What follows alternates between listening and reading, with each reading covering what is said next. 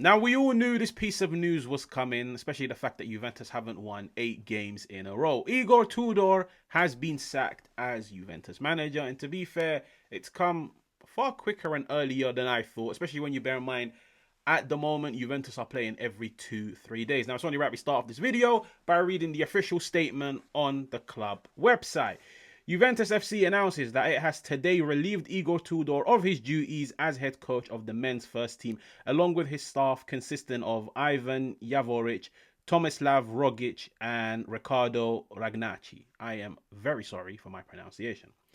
The club also announces that it has temporarily entrusted the men's first team to Massimo Brambilla, who will be on the bench for the Juventus-Udinese match on Wednesday evening. The club thanks Igor Tudor and his entire staff for their professionalism and dedication over the past few months and wishes them all the best for their future careers. Long story short, Igor Tudor has been sacked. Outside of that, the road to 30k. Well, it's always been started, but the road to 30k starts now. So make sure to like and make sure to subscribe to keep supporting the channel. I love every single one of you guys. Tudor has been sacked. And firstly, as much as I've criticized him, mainly from a footballing point of view, I don't know the bloke. He don't know me. I doubt he will ever meet me, and I doubt I will ever meet him. Maybe one day I'll bump into him in a shisha cafe. You never know. I want to thank him mainly for the fact that he walked in to a mess towards the end of last season with 9 games to salvage top 4. He got the job over the line. I feel like he rallied the troops. He got results over the line. He achieved his primary objective of the 2024-2025 season, which was to clinch Champions League football. He done it. I feel like even in the summer, like there was a lack of respect shown his way when you bear in mind he was just in the background whilst Juve were chatting to Conte, whilst Juve went on from Conte to Gasperini. And as a coach, there was even a period where the reports were Tudor doesn't even know if he's going to be in charge of the Club World Cup. So all of these things taken into consideration, the context, all of the internal and external issues within Turin, within Juve as a club, as an institution, I thank Tudor for what he's done. But I would be a liar if I told you guys this sacking wasn't coming, let alone warranted. I feel like as a coach, guys, we can sit down and you know what it is. I might even dedicate a video to just speaking on the board and how, yes, Tudor was a problem, but Tudor is not the main problem. It's not like get rid of Tudor, bring in a new coach, and this team automatically becomes a Scudetto winner. Trust me, as much as I sit down, moan, sulk, cry, and rant about the performances, there are problems far deeper than the performances, far deeper than the tactics, the in-game management. But I always say this. I feel like during a season, it's far easier to remove the component of a coach than it is to remove the component of key board members, let alone a squad overhaul in October. And I feel like the easiest fix is to replace the coach and maybe bring in somebody that can revamp the squad, somebody that, let's say Tudor got 3 out of 10, or no, let's just say Tudor got 30% out of these players. A coach that comes in and can just take and can get 60% out of these players would probably result in more wins and Juve climbing up the table. Tudor has been sacked and it's been a long time coming. And to be completely honest with you guys, all my eyes now are on Damien Comolli. I would be a liar if I told you guys I've been impressed by some of the decisions that he's made. Now, of course, take it with a pinch of salt. You can never, ever truly believe what's said online. And especially when a club goes through turmoil and like the talk around town is the coach is being sacked and there's unrest and there's falling out with players, you begin to see some of the craziest of reports, some of the craziest of leaks. And yes, sometimes people are just farming for views. They're trying to get clicks. They're trying to get interactions. They might make some stuff up, but I would be a liar if I told you guys there's no smoke without fire. And some of the stuff that I've read in regards to Damien Comolli have not been the most impressive. As much as I want to try and be as fair as possible with you guys, walking in and taking over the mess that Gintoli and Motta created, it's a tough job. It's a very, very, very tough ask. Very tough task, sorry. It's a very tough task to walk in the summer with all of that unrest, all of these problems, all of the financial constraints to walk in and have an impact. But I'm looking at Comolli, I'm looking at Modesto, and I'm saying, if there's anything that's going to decide your tenure and how every Juve fan looks at you, it's your next appointment. Very similar to Gintoli. When Gintoli came in, everybody looked at him and said, sweet, you're getting rid of Allegri. Let's see what the future holds. Who's your designated manager? Who's the manager that you've gone hand-picked and hand appointment? He went for Thiago Motta, and that was a shit show. Hence, both got relieved of their duties.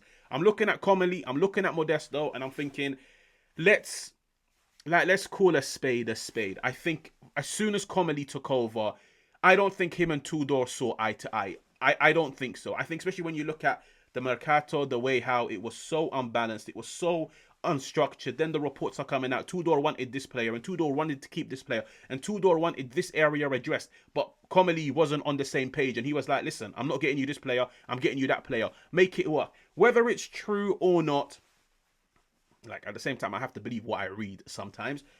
I just think Comolli and Tudor never saw eye to eye, and maybe, just maybe, Comolli was always like waiting for this moment. He was waiting for this day for Tudor to slip up, and now I can bring in my guy. And when you look at clubs across the world, whenever there's a new regime, whenever there's a new ownership, like how many times have you seen it? Whenever a new ownership takes over, one of the first things they do is get rid of the coach. Regardless of how well they're doing, they might just look at him and be like, Hermano, I am waiting for that one slip up. I am waiting for that one banana skin, and I'm relieving you of your duties. Why? Because this is my project. This is now my project. And in my project, I want this coach that plays like this, that follows these rules, that will follow this formula, that will follow this blueprint. Comolli, I'm looking at you and I'm saying, you better have prepared for this. You better have prepared for this. And at the same time, you don't relieve a coach of his duties if you don't have somebody in line. Now, who are the options? You've got Palladino, who is currently available, and it's being reported that Palladino and Edin Terzic are the only two managers at the moment that are available to walk in mid-season and accept, I believe it's what, a 6-month contract with the possibility of extension. A lot of coaches are looking at it and thinking, I'm not coming around for 6 months, and then being left in the dark in the summer, like, am I staying? Am I going? Are they going to replace me if somebody else becomes available? No, there's a lot of coaches that want, you know what, give me 2.5 years and let me see what I can do. Edin Terzic and Palladino are the two that are being reported. Now, I wouldn't be surprised if Comolli, who follows the blueprint of Moneyball, where he focuses a lot on statistics, on data, might have a completely different coach in mind. And I would be a liar if I told you guys I don't think that's the direction that Comolli might go in. I think Comolli might truly go and appoint somebody, yes, we know of, but I don't think he's got Serie A experience. I don't think, like, he will be a very different person, like an outlier in a sense. Somebody that we know of, but listen, it's a gamble. And I think whoever the next appointment is a gamble. Terzic is a gamble. Palladino is a gamble. I don't think there's any coach out there, in my opinion, maybe besides Xavi, that's got the experience of managing a top club, let alone a top club where there's a lot of internal issues.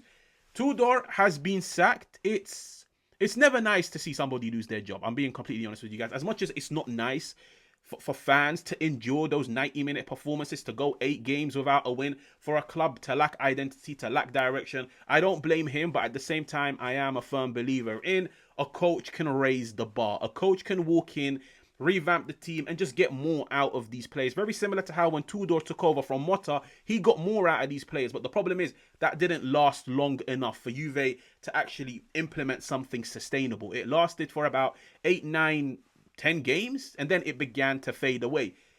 If that does happen, you can look at the players and you can look at also the overall institution. Has this coach been given, like, has he been given the tools? Like, that's the main thing. Has this coach been given the tools? Is it the right environment for a coach to walk in, implement his system? I don't think that's the case at Juve, but at the same time, I think Tudor seriously could have done more.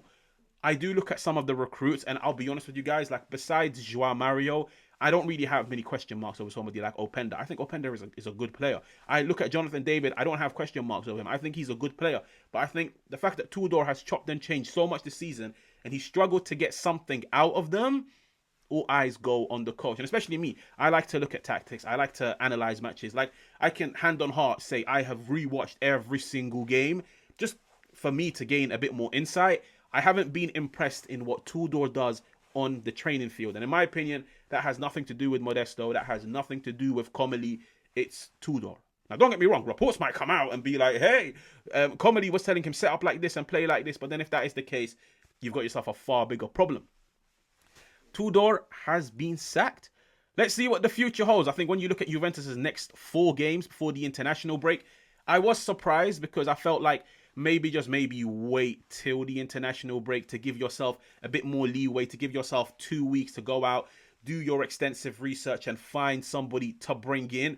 But guys, you have to bear in mind, Juventus are slipping down the table and the teams in and around them are picking up form. They're picking up momentum. They're winning games. Juventus' next 4 games up until the next international break can truly decide what this season has to hold. They've got Udinese at home. Then they've got Cremonese away. Then they've got Sporting Lisbon at home in the Champions League, which is a must-win game. There's no debate around it. It's a must-win game. And then the last game before the international break is the Turin derby at home to Torino. Out of their next 4 games, they're playing 3 at home. They need a reaction. They need to accumulate 12 out of 12 just to try and make something of this season after the international break, because after that international break there are no more international breaks. We're talking 3-4 months of football, month after month after month, games every 3-4 days. Like, those next 3-4 months after the international break are what will decide your season.